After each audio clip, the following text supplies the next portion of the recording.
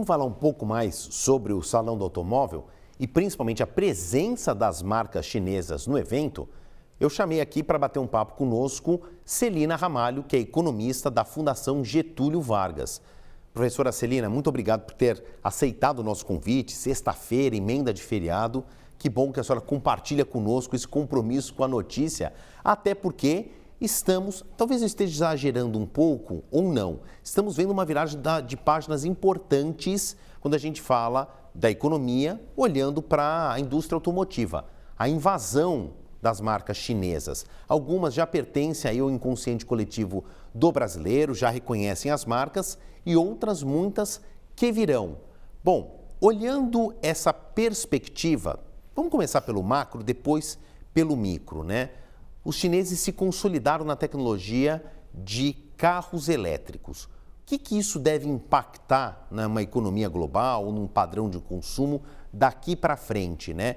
Que é cada vez mais comum essa frase.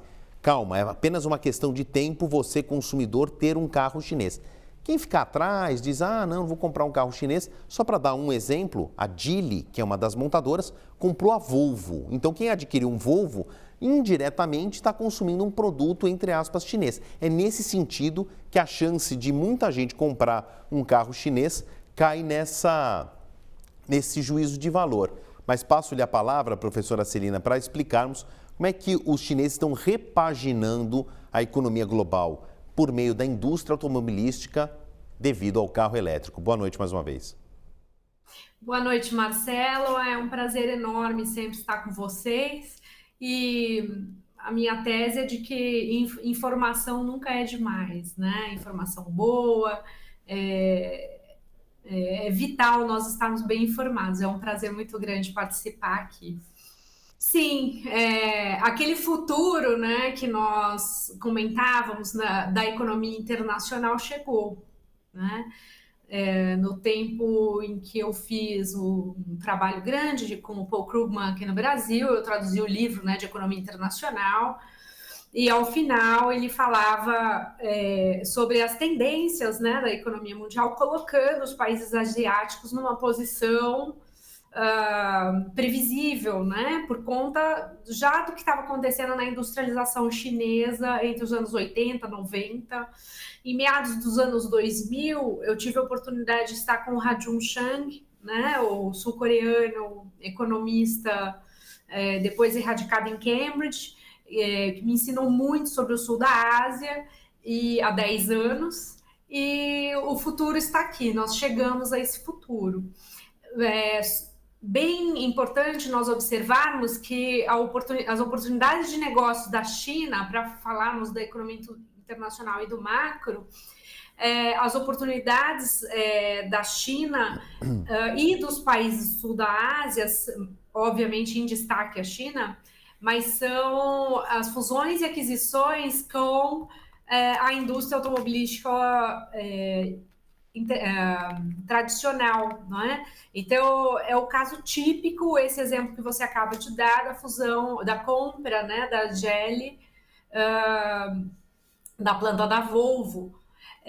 Então, o que acaba acontecendo, especialmente nesse salão do automóvel, é que é a grande vitrine dessa pujança muito acelerada que vem sendo o chão de fábrica da China com essas novas tecnologias, e eu não vou dizer nem para um futuro mais, é para um presente, né?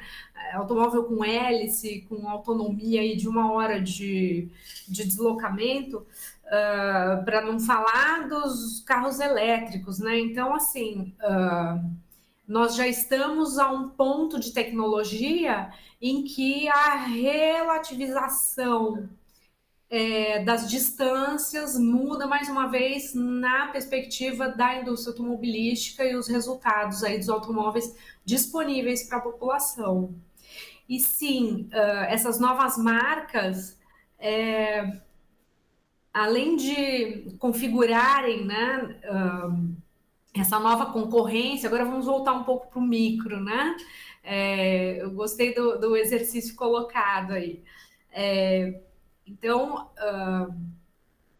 é bastante oportuno observar a concorrência entre as marcas que leva a essa questão das fusões e aquisições, mas a grande lição de casa que nós brasileiros temos de reposicionar a estrutura fabril automobilística, uma vez que é uma proporção muito grande da nossa indústria nacional e que a América Latina tem sim uma vocação para essa indústria, né?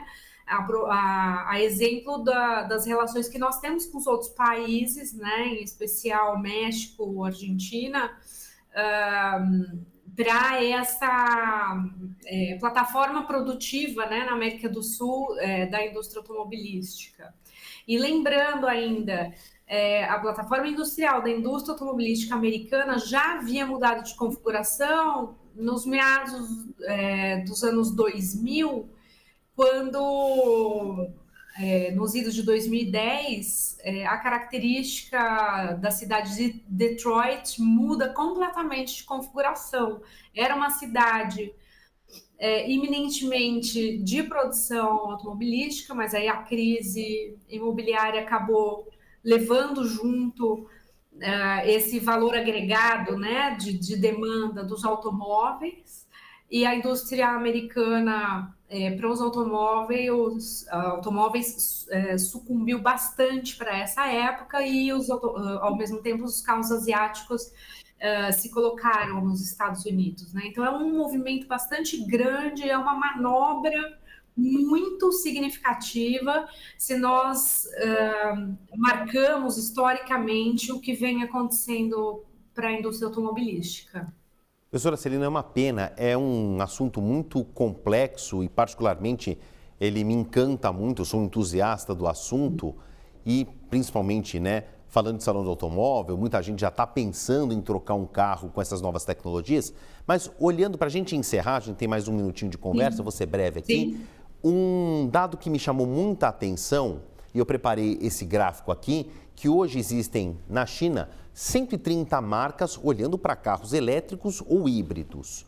A BYD é a maior delas, tanto internamente como a maior exportadora, a maior hoje vendedora de carros elétricos do mundo, passou a Tesla, mas existe uma previsão dos seus colegas analistas, economistas, é que em 2030, num arco de tempo curto, em 5 anos, essas 130 marcas se reduzam para 15. Não é que elas venham a desaparecer, mas acaba um movimento de aglutinação.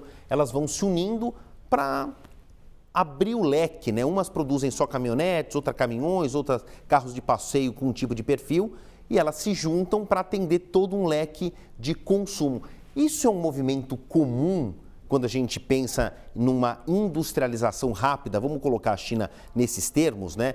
A China produz, aí tem uma linha de montagem já há um certo tempo, mas com produção própria de produtos de alto valor agregado, de tecnologia própria, patente própria, é uma coisa relativamente nova. Faz sentido na teoria da economia esses números aqui, professora Celina? 130, depois cair tanto, porque elas vão se juntar? Sim, é um prognóstico aí que viabiliza a existência dessas marcas, né? Então, elas acabam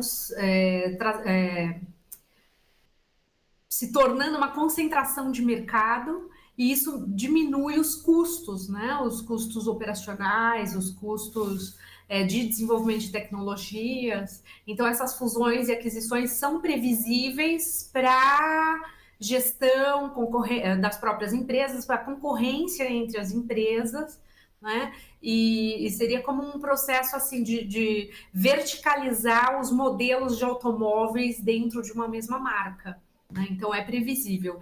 Esse é um caminho, é uma estratégia, né, para preservação aí da saúde, né, das empresas, né, das marcas, aliás.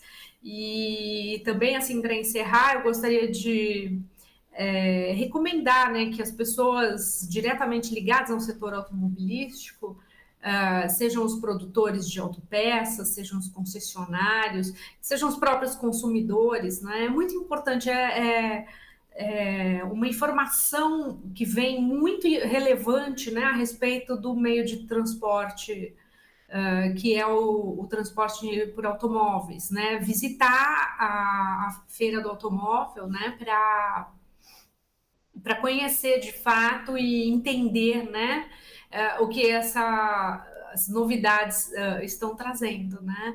E bastante assim no nosso sentido, eu acho que para nossa geração, né, que foi a geração de ver a indústria pujante automobilística, e depois a abertura comercial, e toda a inovação que traz isso e o que reflete, né, no tempo e espaço aí, em relação ao nosso transporte, as nossas possibilidades de locomoção e os resultados da própria economia, né? Como a sociedade se organiza em torno disso.